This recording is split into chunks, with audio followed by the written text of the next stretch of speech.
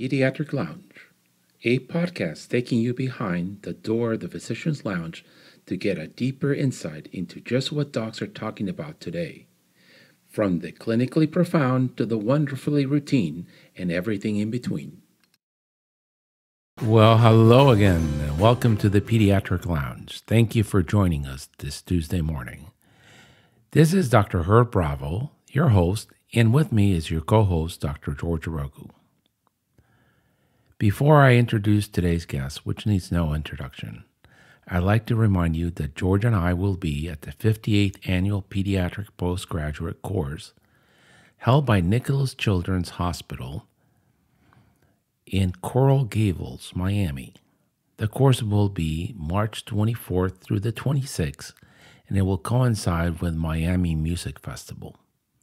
Many of my friends and myself attend every year, and we have a chance to visit with Dr. Rainey, who is a member of the American Academy of Pediatrics and puts a phenomenal CME on behalf of the Children's Hospital in Miami. So now let me introduce Dr. Paul Offit. Dr. Offit is a national treasure and a hero amongst heroes.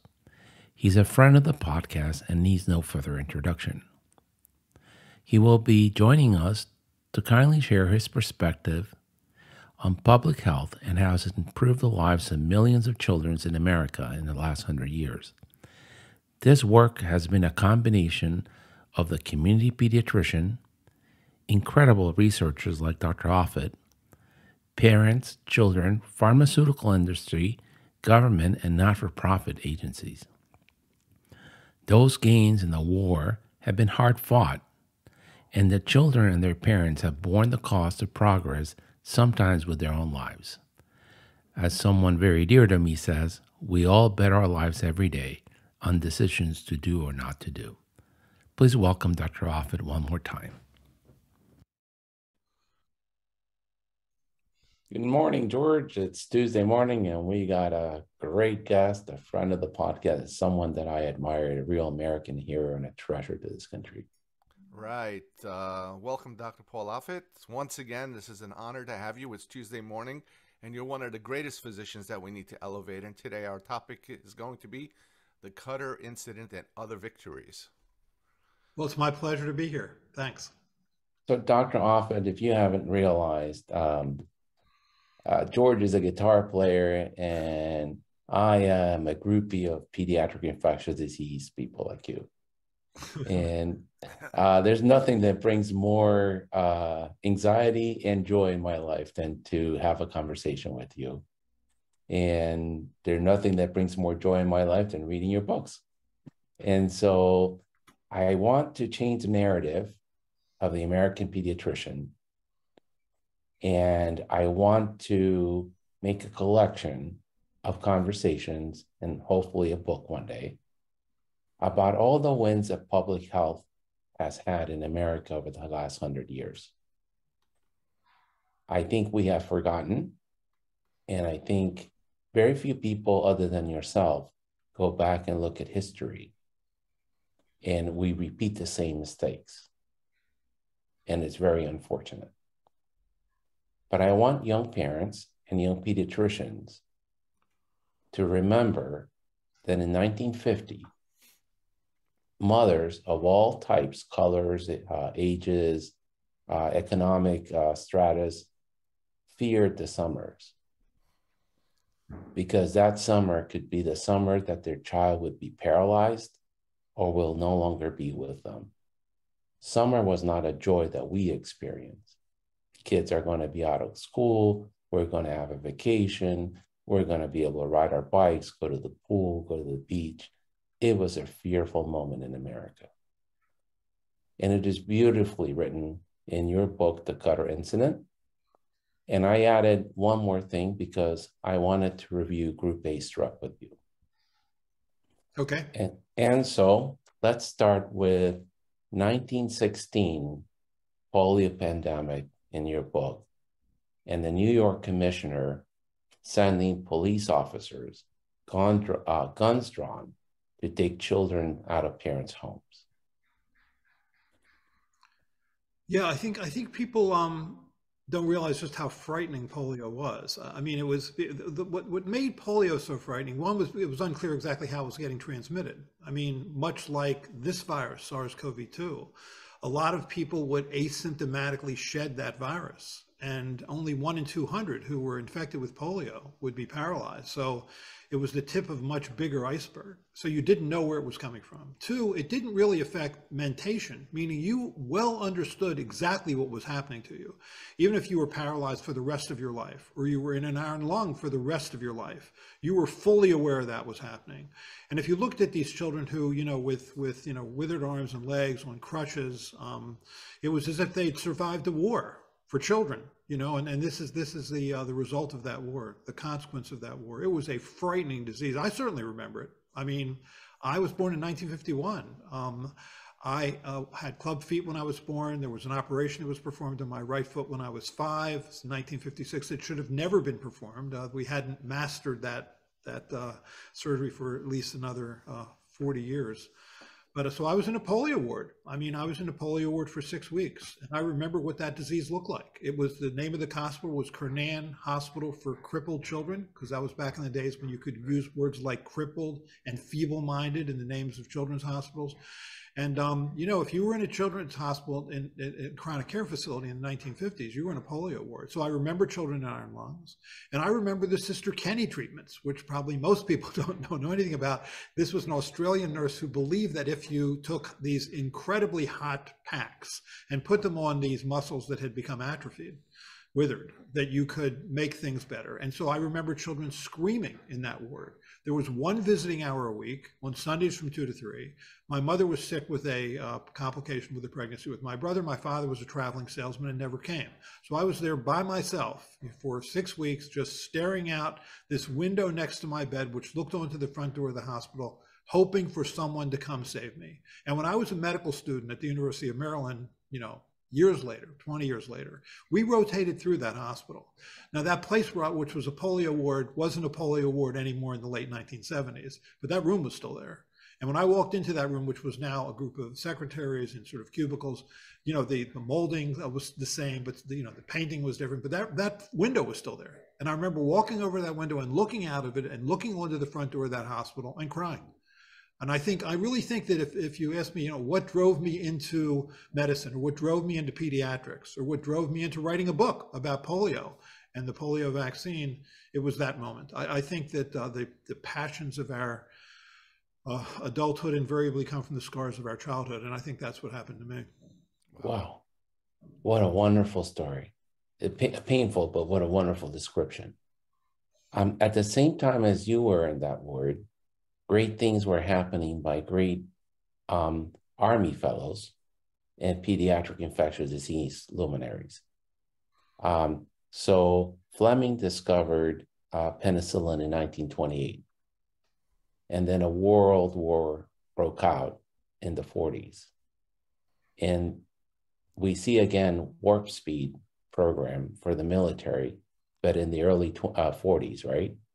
And all of the penicillin vials went to the US soldiers and the Allied armed forces, and it was not available to civilians.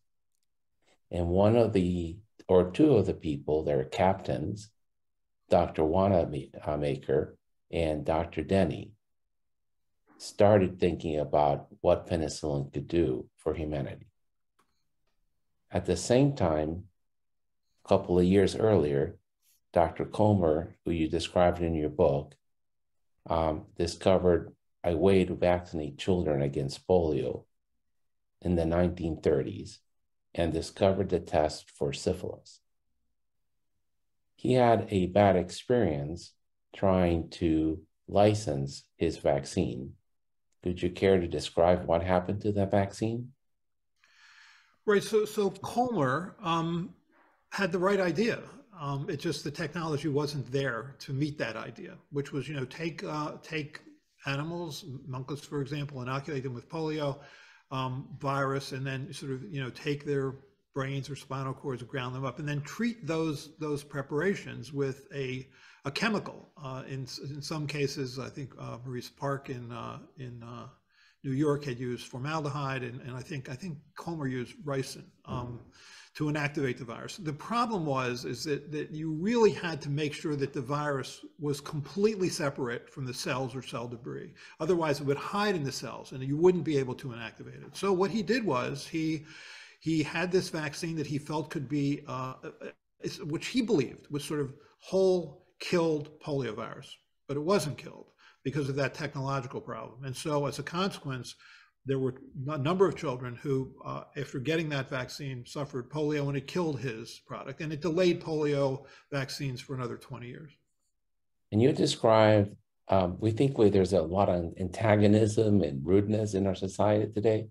You describe a medical meeting where he presented his results, and another physician got up and said, "You're a baby killer." Right? Right. I think he was trying to ignore what had happened and trying to sort of chalk it up to coincidence, meaning that there were people who were going to get polio anyway, independent of whether they gotten his vaccine, and this just happened to happen, that it wasn't 100% effective, but that wasn't it. It was right. The public health person who stood up and said that you're killing children with this vaccine was exactly right. And I think his response was like, I was hoping that the floor would open up and that I would be able to disappear from the stage, but that didn't happen. It was rough. This is invariably true. I mean, the history of medical innovation is invariably associated with the human cost. And we always like to think that that's not true, that we're advanced now technologically, biologically, that we no longer have to pay that kind of price, but that's always true. It was true with these vaccines. I mean, now we're, in the mid 21st century, we're at 2020. You would assume that when we made the mRNA vaccines, or we made the J&J vectored virus vaccines, that we would know everything we needed to know. But you never know until the vaccine is into millions of people, as we learned with the Johnson & Johnson vaccine that could cause blood clots, which was completely unexpected, including fatal blood clots of the brain, which was completely unexpected. And everybody's always disappointed. And they say, how can we not know this? But that's always been the history of medical innovation, is the human price that is associated with that's required for knowledge, sadly. And so we roll around 1950, 1949, Dr. Denny and Dr. Wanamaker did a landmark study with 700 recruits in an Air Force base. And half of them received penicillin when they got strep throat. The other half were just watched. And to me, it was fascinating to read the article because I had no idea that you hospitalized people with strep throat. But that was what you did back then. And the people that got the penicillin didn't get rheumatic heart disease or acute rheumatic fever. And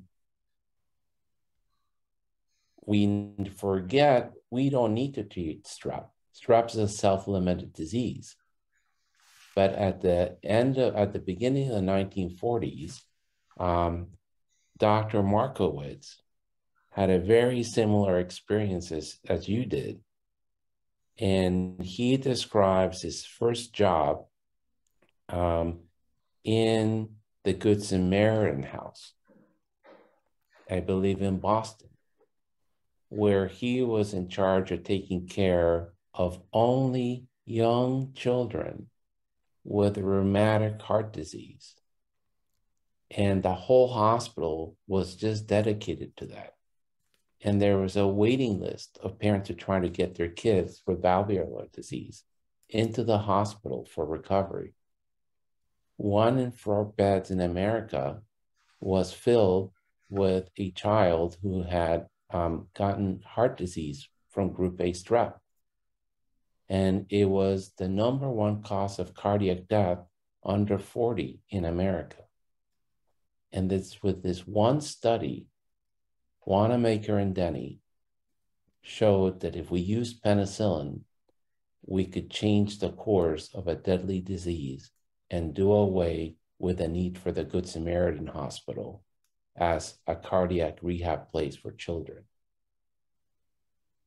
I think that is an amazing story that we forget every time that we treat strep with amoxicillin.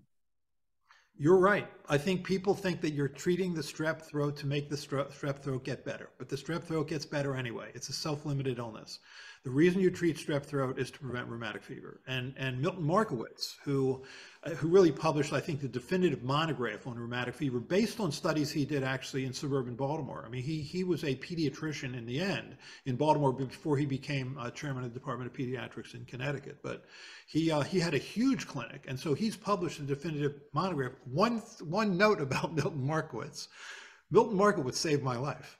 This is a story most people don't know. I was asked to give one of the Milton Markowitz Memorial Lectures in Connecticut when I was younger, and he was my pediatrician. When I was 5 years old, he was my pediatrician. I had fallen off of a slide at nursery school and landed on my abdomen. And as it turned out, I had ruptured my spleen, and that he was out of town. And my mother had taken me to the doctor because I was complaining of pain in my abdomen. And the doctor had said, he's just complaining for secondary gain. He's just trying to get your attention. It's okay, take him home.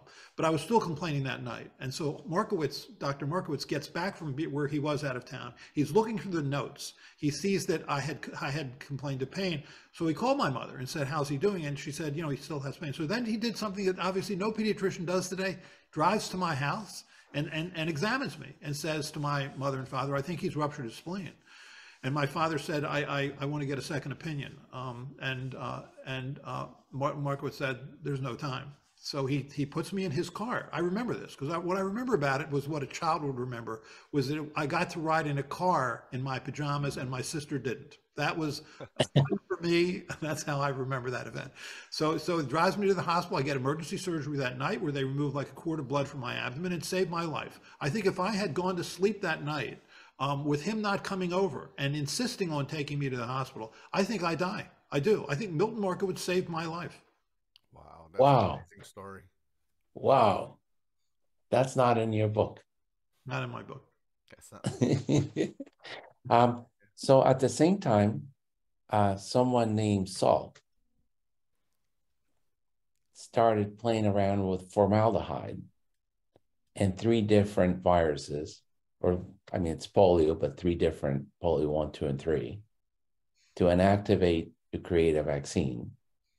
And I forget, is the Mahoney strain poliovirus 1 or? 1. Poliovirus 1. And he figured that you could do this, again, using monkeys, formaldehyde, and you could draw a straight line to when all the polio was dead. And that was the beginning of the vaccination program for polio for the whole world. Right, so Salk had trained in Thomas Francis's lab at the University of Michigan. What Francis did was he took influenza virus, grew it up in eggs, purified it, and killed it with formaldehyde. And in the late 1940s, with Salk in his lab, created the first polio, the first influenza vaccine. So he saw that. Salk saw that. Take a virus, purify it, kill it with formaldehyde, which is what Thomas Francis had done. This is like mid-1940s.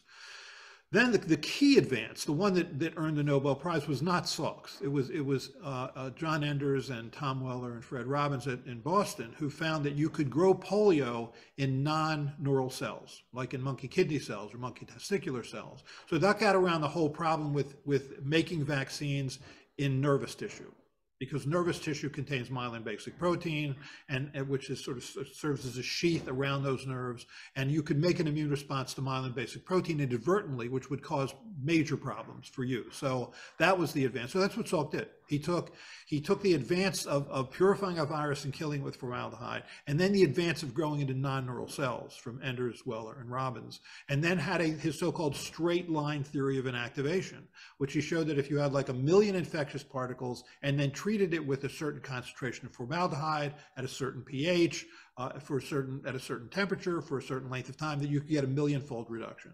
He then assumed if you treated it, say, for 3 more days, you would get another 1,000,000-fold reduction, and then 3 more days, another 1,000,000-fold reduction. But that was a matter of faith. You could test to see whether you'd gone from 1,000,000 particles to 1 particle, virus particle, but you couldn't really test to see whether there was 1 virus particle per 1,000,000 doses or per trillion doses. You had to assume that was true. And that's where the problem came, was you assumed that was true. That was the faith part of the graph. not the fact part of the graph, which is what led you to the Cutter incident.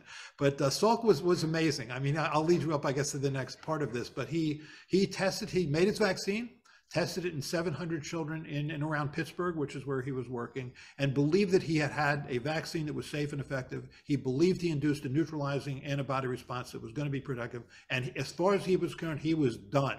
He didn't want to do a trial. He couldn't imagine doing what was done, as you alluded to, with that penicillin trial, where you give penicillin or don't give penicillin, knowing the people who don't get penicillin may suffer and did suffer. These are always the people who, who I give them a lot of credit for volunteering for these trials, knowing they could be in the placebo group. So what's amazing to me is that once he had faith in the vaccine, the first thing he does is vaccinates his children. His children. His own children. I mean, talk about putting skin in the game. He put his own children through the vaccine as a proof of concept. And then he did the study.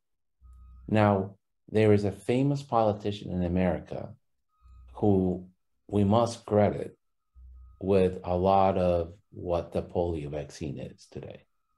And his name was FDR. What happened to FDR?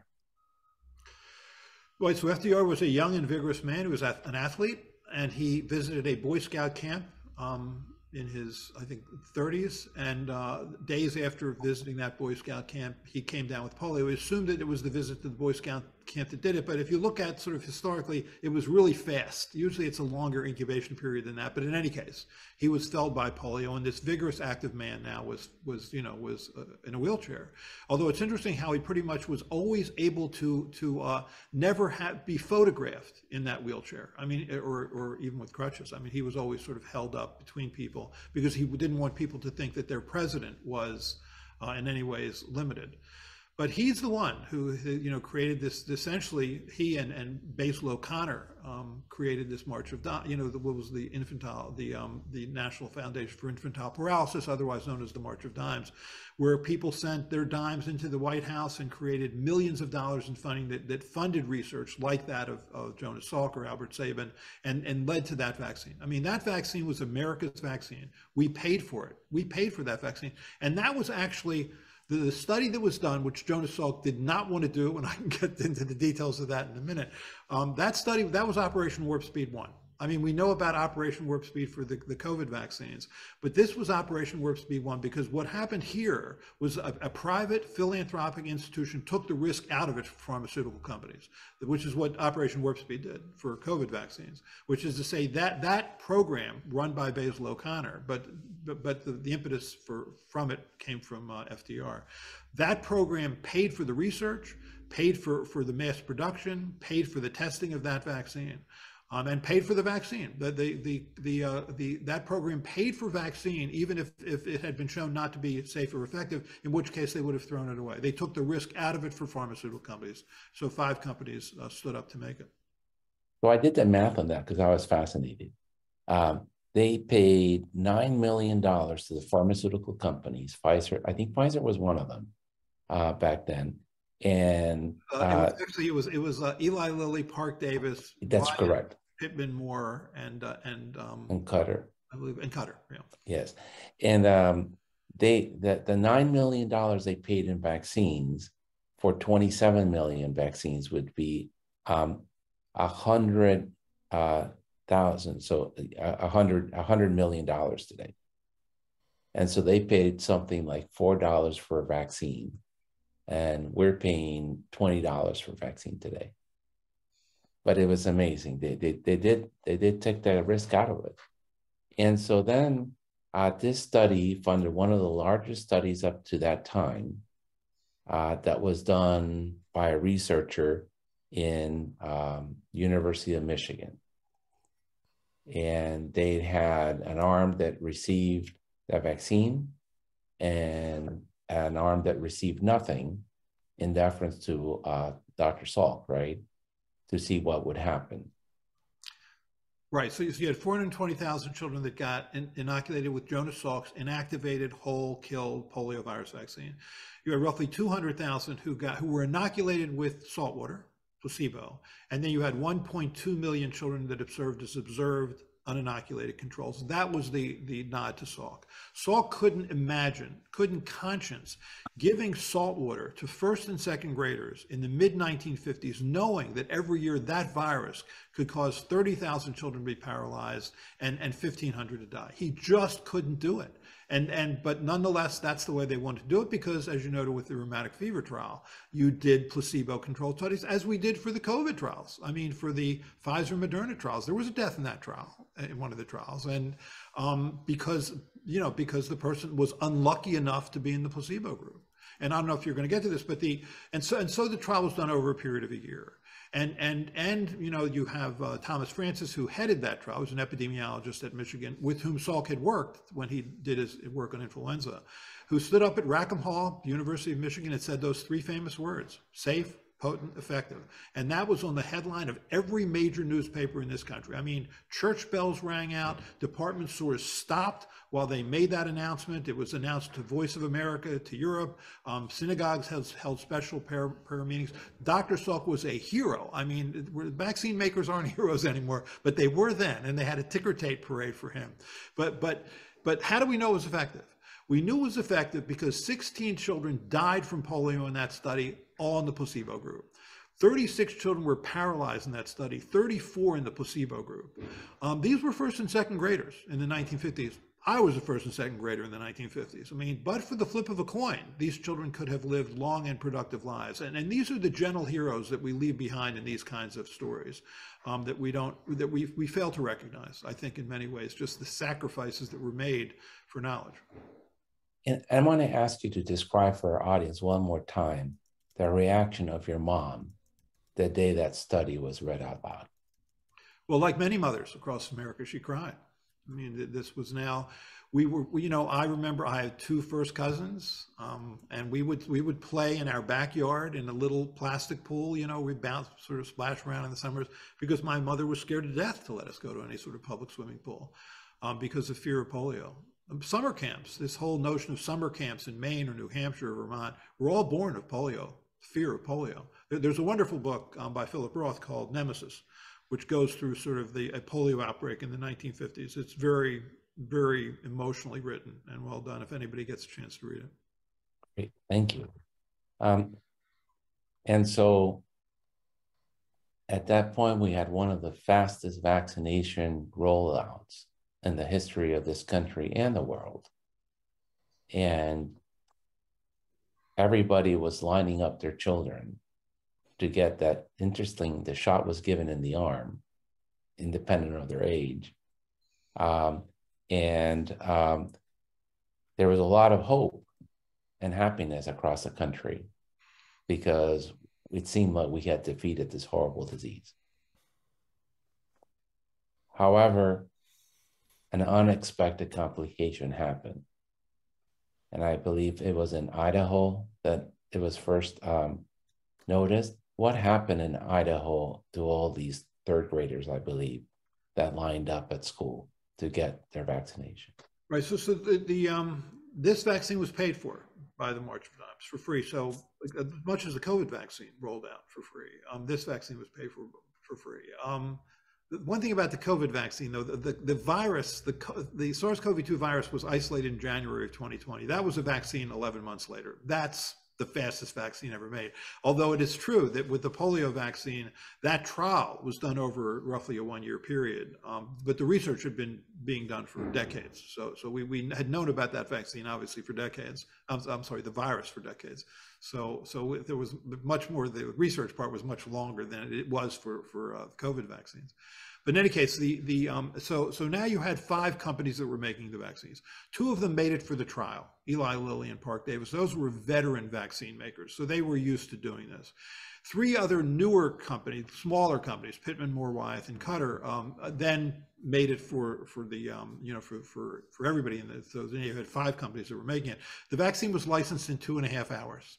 Takes a little longer to get a license today. I mean, normally it takes 10 months to get a licensure with the COVID vaccines because there was a declared emergency. there was a state of emergency, you didn't have to have a licensure. You could just get it through emergency use authorization. So these were authorized through that system. So that was faster, but that was still weeks. I mean, but this was 2.5 hours.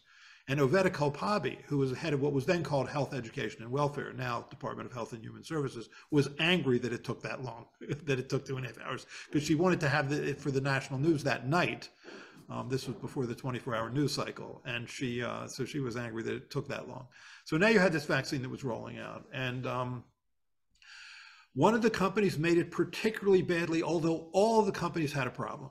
I think what was interesting for me in the writing of this book was I had always assumed Qatar was a bad player, that Qatar was an evildoer, that Qatar had taken shortcuts that other companies hadn't taken. But it really wasn't true. They all had difficulties in activating the vaccine. And Qatar, along with Wyeth, made a vaccine that contained live, fully virulent, dangerous, deadly polio virus. So as a consequence, what happened was, as Qatar, these companies made their vaccines for different parts of the country. Qatar primarily the West and the Southwest. So when Qatar released its vaccine, about 120,000 children were inoculated with live, fully virulent polio virus. 40,000 developed abortive or short-lived polio, meaning transient muscle weakness, and 164 children were permanently paralyzed, and 10 were killed. It was, I think, the single worst biological disaster in this country's history. And it led to the birth of vaccine regulation in this country. But you're right, so some of those first cases were in Idaho, and it was so frightening for people because this was April when this vaccine was rolling out. Polio was a summer disease. So when you were starting to see these cases of paralysis in April, and in association with where the person was getting their inoculation, so that say an arm would be paralyzed, and then it really raised the question of something nobody even conceived as possible, which is that a vaccine that was designed to prevent polio was causing polio. And it was a slow understanding that that's what was happening. And with that, the polio vaccine program was suspended for a couple of months. I think most people don't remember that this happened. We all think of polio as this amazing sort of success, which was without problems. But this was the biggest problem, I think, with vaccines ever in our history. Imagine that happening today. Imagine people today getting a COVID vaccine that inadvertently, paralyzes or kills, 150 people, and you would just, that would be unimaginable. But that's what happened then with polio. So I want to touch back on a few things. First, in my own ignorance, I thought political interference with science was a new phenomenon that started with the Obama administration and the H1N1 pandemic. But as you described, the day that Dr. Francis read out his study, a group of scientists in a hotel room in Ann Arbor were tasked to read all of the study in 2 hours and report back to the head of HHS, back then was a very powerful woman, and approve this vaccine so that she could be on the news at dinner time, right? Right. And they indeed, in fact, acquiesced to the political pressure. And there are the seeds or the original sin of the Qatar incident. They put out a paper which was quickly and hastily done in order to allow these 5 pharmaceutical companies to produce the vaccine. In that paper, they did not ask any of the pharmaceutical companies to report any problems that they were having as the batches came out. And Wyeth and Qatar were making batch after batch after batch that killed the monkeys. To make it even more technically difficult, there was something called glass filtration that they were using. And you described in your book what happened to Wyeth once their glass maker retired. Right, so-called sintered or fused glass, where you would go sort of a coarser filtration to a finer filtration to an ultrafine filtration. Because the goal, the key to this whole Qatar incident problem and Wyeth incident problem was that you had to completely separate the virus from cells or cell debris in which the virus was grown. Because if not, then the virus particles could hide in that cell debris and not be susceptible to killing by formaldehyde. But the problem was, as you note, that those sintered glass filters or fritted glass filters were dependent on the expertise of the glass maker, and there was a variable expertise. And so what Salk had done, he'd never used that. He'd used something called a Seitz filter, which was much slower, but much cleaner. And it produced a product that used to be referred to as gin pure, meaning, just absolutely, completely pure. But that took much longer. And when you're trying to make a vaccine for 700 people in the Pittsburgh area, it's okay to take that kind of time. But when you're trying to make it for tens of millions of people in the United States, and you wanted to get it quickly, the sintered glass filter was much faster. But again, it was a process dependent on the glass maker, and you're right. Both Cutter and Wyeth suffered that. I think it's so easy in retrospect to see everything that went wrong, and there was a lot of things that went wrong. We needed better safety testing, we needed better filtration, safety testing in monkeys and in the laboratory, in laboratory cells, and that was all born of this incident. But it was a painful lesson. And so there was a unit of, and I'm going to get a little political, but the CDC has suffered from mission creep. It was started just as a Center for Communicable Disease Control, and now it's a Center for Disease Control, which is kind of an oxymoron. You can't control disease. At some point, we're all going to die of some disease. So you can't control what you can't control. I can't control the sun. But they had a Army or national security unit within the CDC that was in charge of responding rapidly to biological disasters, which they thought would come from the Russians. And they were in charge to respond to the polio. What was that unit called, CDC? The Epidemic Intelligence Service, or EIS. And you're right, it was put together by, I think, Alexander Langmuir, who was head of it was then called the Centers for Disease Control. Now it's called the Centers for Disease Control and Prevention. But the goal was because that was the fear that there would be a biological attack from outside of this country. As it turns out, the biological attack with the Cutter incident came from inside this country by US vaccine makers. And so I looked that up in the CDC because I've heard that was one of the criticisms of the whole handling the COVID or SARS-2 pandemic, that there was not a quick response team that was adapted to this. And all I can find in the CDC websites is that they trained fellows, but I don't think that unit is any longer an active functioning unit with the CDC. Am I incorrect in that? I'm not sure. I had thought I think there still is the Epidemic Intelligence Service. I know there was one of our fellows actually trained there. So if it's been suspended, it's relatively recent. I think all they talk about is fellowship. So they train fellows, and they can connect to a fellow who's been trained there.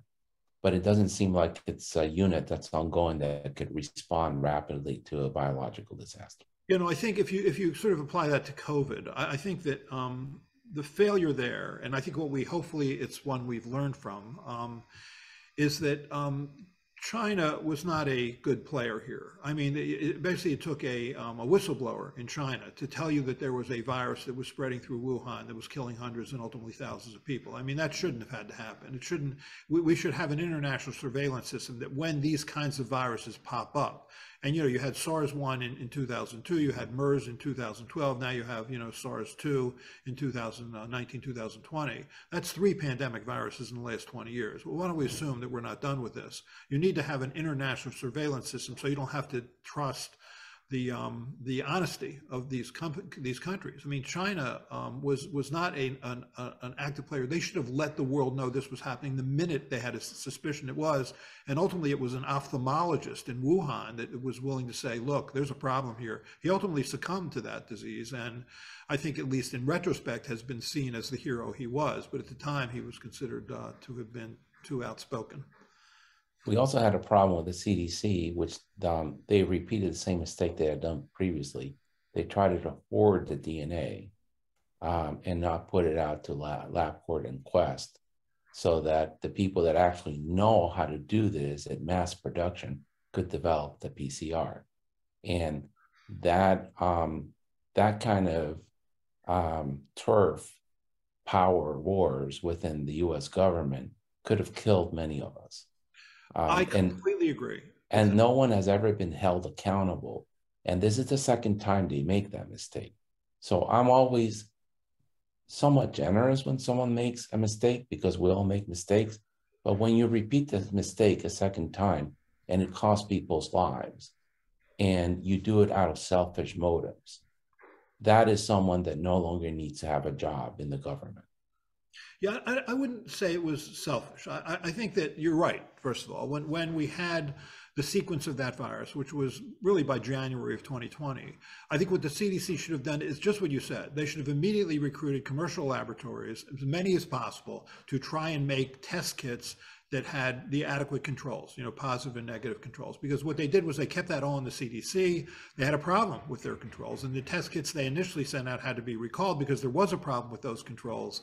And so as a result, we were one of the slowest countries to get test kits out there. I mean, other countries like South Korea and Japan were much better able to handle this initially than we were. And that was one of the mistakes. I agree. I don't think it was nefarious. I think people weren't. I don't think they were being selfish. I just think they didn't do this the right way. Hopefully that won't happen again. But this is the second time. I think with Ebola, they made the same mistake, and they made a test that was cross-contaminated, and it tested for too many antigens. So it was too complicated, and they wanted to keep it within the health departments and not the not LabCorp request. And so the mistake was repeated. And that's what I find really unconscionable. That you make a mistake. I make mistakes every day of my life. I just hope not to repeat the same mistake twice and cost anybody's life at that point. I see your point. Yeah, right. So it's they did it twice. And so that's why I say the CDC suffers a mission creep. They should be focused on infectious diseases, and they should have that rapid response team that lands anywhere in the world and helps us to resolve these issues without political interference, so that we can do the best that we can. Right. No, I think John Berry in his book, The Great Influenza, probably said it best. When you mix politics with science, you get politics. And I think that's always true. Yeah. But you're right. I do think we do need an international surveillance program, though, so that we can quickly know these viruses have appeared. And that didn't happen here. And so then the Qatar incident led to a lot of political strife and a lot of recrimination. And Basil O'Connor was called to the Senate and the Congress for hearings. And there was even in your book, you mentioned that people were blaming soon-to-be president, Richard Nixon, that represented California, for having helped get Qatar the contract. And Mr. O'Connor was asked, how could the foundation, how could the March of Dimes allow to do this? And the quote from your book is, so long as the vaccine, you had some intelligence, intellectual integrity, and total courage, and had no politics until the government got involved. Yeah, that hasn't gone away. You still see that today. I mean, look at during the Trump administration, you can certainly applaud the Trump administration for the creation of Operation Warp Speed. I think we have the fastest vaccine made ever, and by December we had 2 vaccines, Pfizer and Moderna, that was ready to roll off the shelves, and we mass produced them. Soon we mass distributed them, mass administered them. It was amazing. It was miraculous. That was great. But you also had, there were a number of things during the Trump administration that certainly weren't good. I mean, the pushing for hydroxychloroquine, his statements about, Clorox chewables, essentially, or, bleach or UV light or oleander leaves. I mean, his treatments were just sort of fanciful. And the Biden administration, too, has made just a number of mistakes. You can list them all. I mean, when the CDC labeled asymptomatic or mild infections with this virus breakthrough infections, meaning even if you've gotten vaccinated, you can have an asymptomatic or mild infection. That's okay. That's a vaccine that's still working. You're just trying to basically keep people out of the hospital, keep them out of the ICU, and keep them from dying. That term was a bad term. I think that when Biden stood up on August 18th of 2021 and said, as of the week of September 20th, we are going to have a booster dose for everyone over 16. Where did that come from? I mean, we at the time, 2 doses was plenty. You quickly said to people with the breakthrough notion that the vaccines weren't working, which wasn't true. With that announcement, you gave the sense that 2 doses weren't enough, which at the time was true. And even now with the bivalent boosters, you see this statement that the bivalent boosters are better than the monovalent boosters, which is, at least to the data we have, the data is not true. I don't know if you saw this week's New England Journal of Medicine, but I have a perspective piece in there that basically makes that statement, that this, I think the title of my piece is called Bivalent COVID Boosters Cautionary Tale.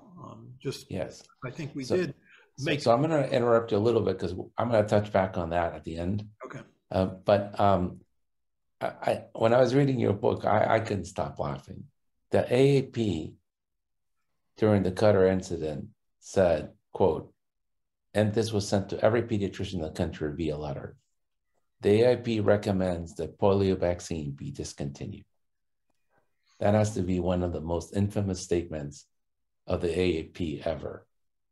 There's a second one, which I'll tell you at the end of the show. And so all of this, they did an investigation. Really, Qatar was not at fault. They had followed everything that the government told them to follow. The problem is the government had never asked the vaccine makers to report failures. They were just supposed to incinerate those batches and move on to the next. And we're correct? Yeah, I think the government was at fault here in that they had made the requirement for that vaccine was way too scant. And Salk was certainly upset with what the government had as their standard. That he wanted there to have many more points on the curve to prove that, in fact, you were going along the straight line theory of inactivation. I mean, Qatar had only 2 points. 2 points does not a curve make. And, the sort of the safety testing was rudimentary. I think there was, you had a very small document that these companies had to follow. And it wasn't until the Qatar incident they realized this was, that they had what the March of Dimes had provided, or the government had provided, it really was government at that point, wasn't good enough. You're right. I think when the government steps in, things become more political, and that's always a danger. It remains a danger. In the meantime, without any help from the government, people are giving every sore throat penicillin, and rheumatic heart disease is disappearing from the face of the earth in America, because it's still seen in Africa and in a lot of tropical countries that are not as well-to-do and organized as we are. No, it's interesting. The downside of antibiotic overuse, and we overuse antibiotics in this country, is that you have antibiotic resistance. So you're having strains of bacteria that are becoming increasingly more resistant to the antibiotics we have. The one upside of antibiotic overuse is the virtual elimination of rheumatic fever. I mean, anytime anybody has anything that has an upper respiratory tract infection, they'll often get an antibiotic, and that's what's really probably contributed most to the elimination of rheumatic fever in this country. But I think the parents, they don't realize why we're treating. I think it's us physicians. I mean, I was a doctor of the time where we actually saw rheumatic fever. I saw Sydenham's chorea. Today, it's all historical. We still occasionally see it. We've seen a case of rheumatic fever not too long ago. So it does occasionally have it's extraordinarily rare. Everybody thinks I'm fixing the sore throat. Right, you're right. You're right. I think it's the doctors that we should tell them it's more than just a sore throat. It's more than just strep. No, I think the other thing is that you know that the parent who comes into your office wants a prescription. You want to look like you're doing something. With the prescription of an antibiotic, even for a viral respiratory infection, people feel like they're doing something when they're not. And it's the same thing for the strep throat here. You're really not making the strep throat better. You're just preventing rheumatic fever. But the other thing I think is doctors are often rated by their patients. And if you get the sense that the patient wants an antibiotic prescription, then you're more likely to prescribe it. So the incentives are all backwards.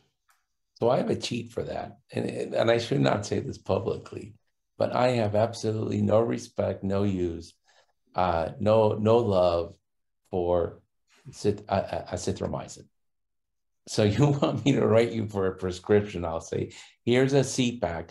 Just be careful because some people die from an arrhythmia while taking a CPAC. But if it makes you happy, give it to your kid. And it's a worthless antibiotic. As far as I'm concerned, every bacteria in the world could become resistant to azithromycin and nobody would miss it. Right, but it's the most cleverly named antibiotic. Yeah, Easy to remember. CPAC. Here you go. But I always tell them, you know, some people do have a heart arrhythmia with this. So be careful, watch your kid's heart rate. And I hope that they don't come back to ask me for an antibiotic ever again. But the Qatar incident led to something that was, in some ways, very unfortunate, which I didn't know until I read your book, which was a lawsuit in which the way we define product liability for pharmaceuticals and basically everything else changed in California. What happened? Right. It was the birth of liability without fault. In other words, at the time, the companies that made that vaccine thought they were making it correctly. They did meet what was at least government standards for manufacturing that vaccine. And then it was only after the vaccine was released and given to, you know, thousands and then tens of thousands and then hundreds of thousands of people that you realized there was a problem. That liability without fault existed for the food and beverage industry, but it didn't exist for the pharmaceutical industry. This opened the door. So if for example, you make a product, you test it correctly, you test it in hundreds or thousands or tens of thousands of people, and then later you find that the vaccine caused a problem, now you are liable. And that made products much more expensive and in many ways much less available. I think the birth of liability without fault was not an advance here. It was an advance for lawyers, but it wasn't really, I think, an advance for the public. So that led, I was just a kid then, I guess, or my sister is 16 years younger than me. So in the early 80s or early 80s, right before I went to medical school, I started medical school in 83. She couldn't get vaccinated. And I thought it was the pediatricians that had stopped vaccinating because they were afraid to be sued. But reading your book is the pharmaceutical companies were no longer willing to make vaccines and take the liability.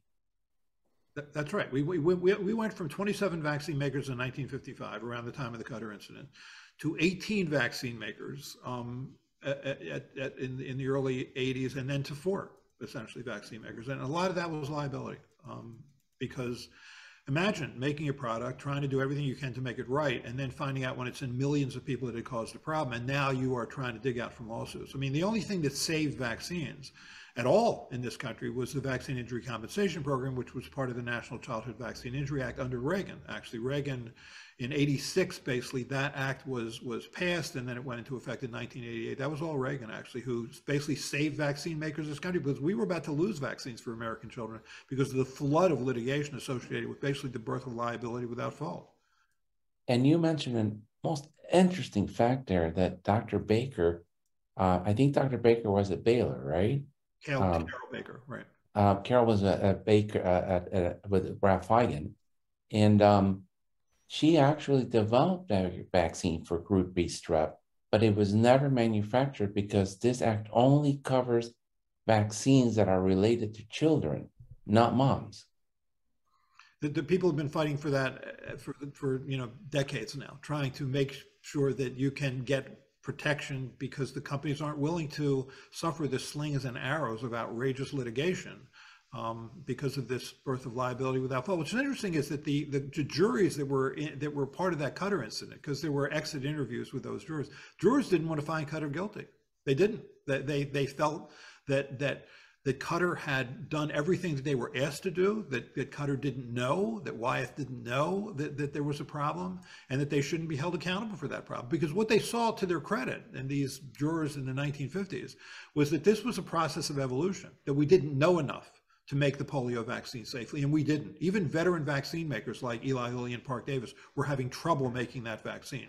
This was a process of evolution. Those juries saw that as a process of evolution and didn't want to hold Qatar accountable. But basically the judge said, if you find that this vaccine, which claims to prevent polio, caused polio, then you have to find them guilty. And so that was the birth of liability without fault. Wow. And so we've moved to the modern times where the government pays for or buys, the CDC buys vaccines for children, which in one way is wonderful because there's vaccines for every child in America, whether they have insurance, don't have insurance, or Medicaid, they don't have Medicaid. What is the downside of that? I think that's a very good thing. I mean, I think the Vaccine for Children's program, which really was born under Clinton, with especially the pushing of Hillary Clinton. If you're uninsured or underinsured, you can still get a vaccine, and I think that's really important. I mean, we still have disparities in this country in terms of healthcare, but I think you can always get a vaccine, and that's, I think, reassuring.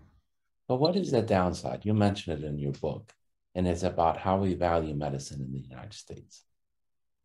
A vaccine is, the CDC buys it and buys it as cheaply as it can, which stifles innovation. And it doesn't really value the economic impact of a vaccination. So I don't know whether a polio vaccine is $35. That's what they pay for it. Yet the American Academy of Pediatrics recently recommended that children who are obese and can't lose weight receive a shot that's $1,600 a month for the rest of their life. And you mentioned that in the book. It's important that we start talking that prevention is where the dollar should be going. And we should foster, that kind of innovation. So a vaccine is not just $35 because that's what it takes to make today. What is a return on investment that child never being paralyzed, never spending 8 weeks or 12 weeks hospitalized, never dying young, having 40 years of productive tax-paying years? That is what the vaccine does. And it is really certainly worth a lot more than $1,600 for a shot every month so you can lose weight. I agree completely. The problem with vaccines is that in many ways they're a victim of their own success. When you get a vaccine, what happens? Nothing. Nothing happens. That's good. That's what you want. You want nothing to happen. But I think that people don't appreciate it. I mean, I give my children, not shockingly, are fully vaccinated. Now they're in their 20s, one's in 30, but they're fully vaccinated. I never imagined they would actually get these diseases. I didn't. I mean, because it's too horrible to imagine. But in any case, obviously they're fully vaccinated. But I think because we've virtually eliminated a lot of these diseases, people don't feel the compelling need to get vaccinated, and we don't value vaccines to the degree that we should. I think in terms of the world of prevention, and you can include all of these other programs like prostate screening or thyroid screening or colon cancer screening, I think vaccines offer you more for your buck than anything else we do. But I think that maybe we as physicians are at fault for that, because you're coming in today for your checkup to get your shots to go to school. That's the dialogue I hear over and over again from physicians. A lot of these younger physicians have never seen measles, have never seen whooping cough, have never seen polio. I think I've seen polio once on vacation in Mexico. I saw a patient. But I have a picture of all these bad diseases on the walls in all my rooms, and I tell them, I'm going to give you the measles, and I'm going to give you the varicella vaccine, and this is what it looks like. We don't see these diseases anymore. But I guess if you never felt the disease as a physician, you can't explain it. You're right. And often when kids, or occasionally when kids come into our hospital who have fever and rash, and the physician's unsure whether or not it's measles, they'll call old people like me down, because I certainly, had measles and certainly saw a lot of measles even during my training. But it's interesting, as this gets to your point. When the United States left Afghanistan, there were a number of emigres who came into this country. And there was a camp actually with Afghani refugees that was not that far from our hospital. And so we started to see children from Afghanistan. And I remember talking to the chief residents, polio still circulates in Afghanistan, Pakistan. Should we screen their stools to see whether they're shedding wild-type virus? And they looked at me like I was talking about the Black Death. I mean, it was like so foreign to them, the notion of polio, that this was just something that you saw in black and white pictures. This wasn't our modern era, but it is somehow. So maybe we should have a class in residency, the history of vaccine preventable diseases, and this is what it looked like. Well, this is the purpose of having Dr. Offit on the show, right? This is an archive of how public health, this is vaccines, public health has eliminated. I mean, I can count maybe more than a dozen, 20 horrible diseases that we're seeing in childhood that killed children that had no therapy or that paralyzed them for life and cut out their potential to live a fulfilling life. And we've lost sense because of all the chicanery by these politicians of that trust in the public health system. And we need to tell the stories of the successes so people know that the system is not perfect, but it works. It works.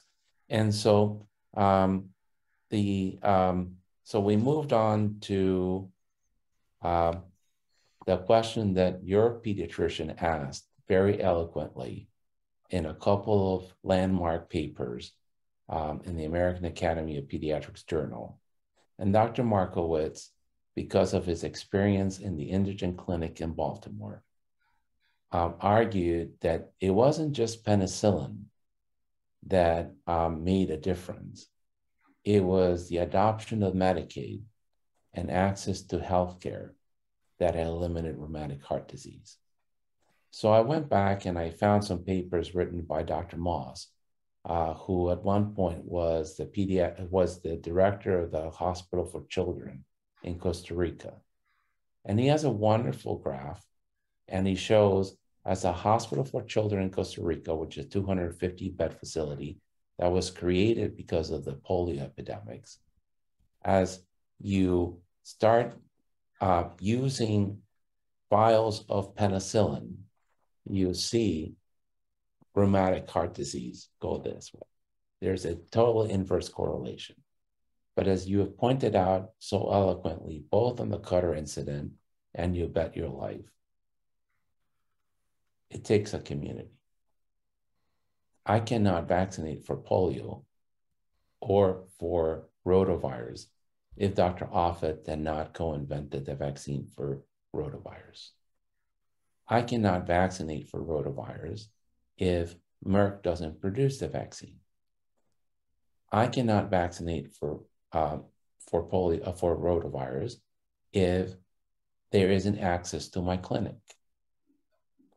I cannot vaccinate it if the parent's unwilling to bring the child to the clinic.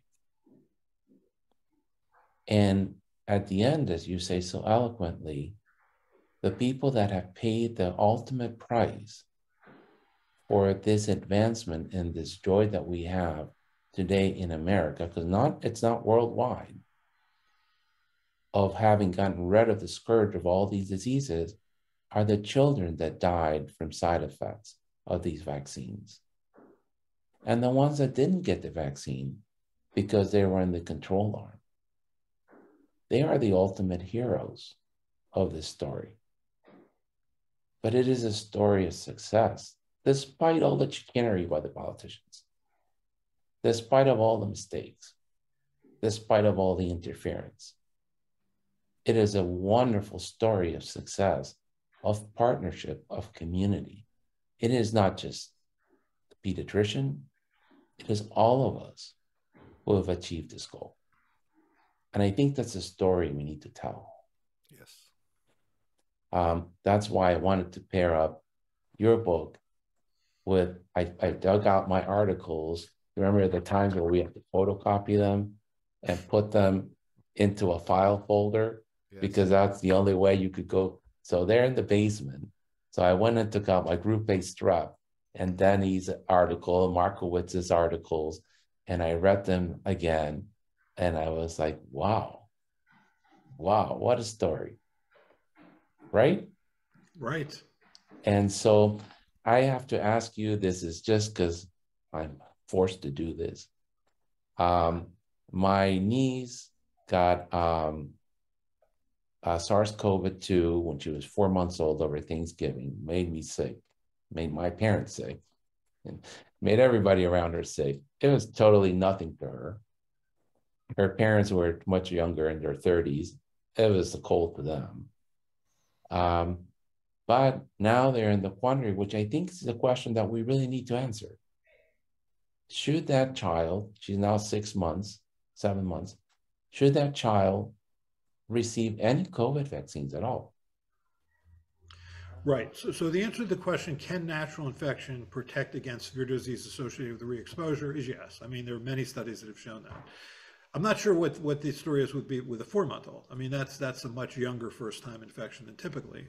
There are studies also that have looked at, if you look at people who've gotten naturally infected and then not given, say, any vaccine as compared to those who were vaccinated and given a vaccine, there is an advantage to getting the vaccine. So I think probably the best overall study was by Shannon co-workers out of Harvard, published in Science Immunology, where probably the best vaccine, situation in terms of longevity and breadth of immune response is either 3 doses of an mRNA containing vaccine or 2 doses of an mRNA vaccine in natural infection. So were that my child, I probably would still give them 2 doses of an mRNA vaccine at some point to give them the best, longest chance of protection against severe disease. Okay, so at least one. And how far apart from the natural infection? At least 4 months later. At least 4 months later. Okay. And if they do at least one, you're probably good because that will prevent death. Yeah, I think that's what the Chen study suggests is sort of 2 and 1, meaning natural infection plus 2 doses. But I think it's 1 dose will also certainly offer. Okay. And then, so really a lot of these kids have already had the infection. They need 1 or 2 vaccines and we're done. It is outrageous that the FDA withheld the information on the booster from the panel. And you have a lot to say about that.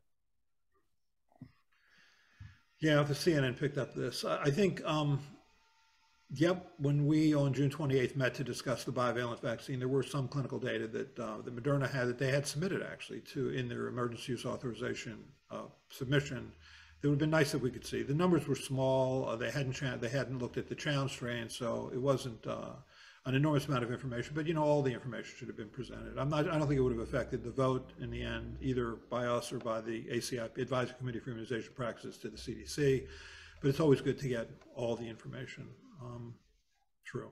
Withholding information leads to mistakes.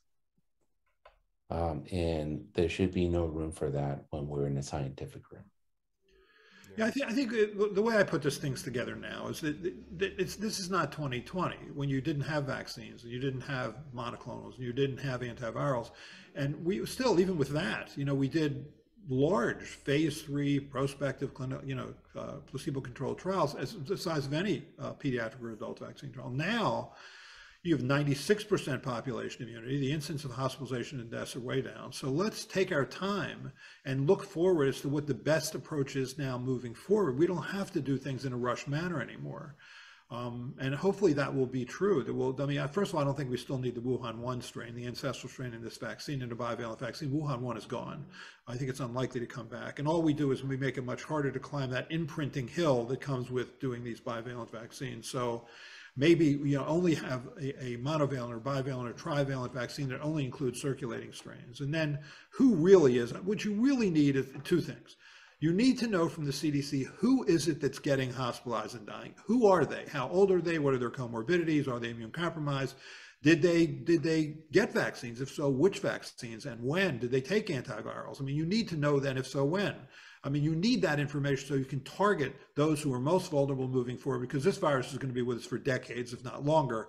Assume that that's true. And then secondly, from immunologists, academic immunologists, how long do memory cells last, memory B cells and T cells? Because that's really what's protecting you against severe disease. I had 3 doses of vaccine, then a natural infection. I'm not getting a bivalent boost. I think I am protected against severe disease likely for a long time, but I need to know how long. And I think that CDC and immunologists can teach me about how long that is.